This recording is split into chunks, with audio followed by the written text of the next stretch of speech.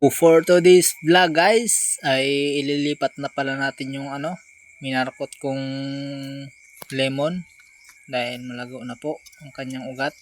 So yun guys, pinutol ko na. Ililipat na po natin. Bali isa't kalahating buwan pa lang pala yan guys. Based sa aking experience, mas maganda ay markot yung mas magulang na sanga kaysa sa mura. Yun guys, kita nyo naman yung ugat nya. Bali yung lalagyan pala guys ay nilagyan ko na ng goat manure at saka yung kukupit. Kita nyo naman guys yung ugat kung gaano nakalago. Mas maganda talaga pag magulang na ang sanga. Bali yung nilagyan ko pala yan guys ay lumang water jug.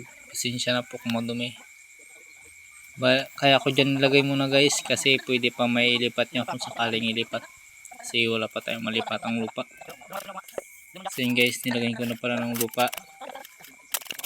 Fast forward ko na para mabilis. Para hindi naman kayo mainip sa panonood. Bali yung mother plant pala ng lemon guys ay 4 years old na ngayong December. So yun guys, nilalagyan ko na nga pala ng lupa. Yan guys yung resulta. Bali update ko na lang kayo guys sa susunod ng video kung mamunga na yan.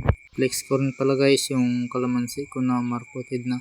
So yan guys nga pala yung aking markot na kalamansi. Dami na po siyang bunga. Nagkandalagasan lang po kasi wala pong pang spray. Guys, hanggang dito na lang po. Salamat po sa panonood. Bye bye!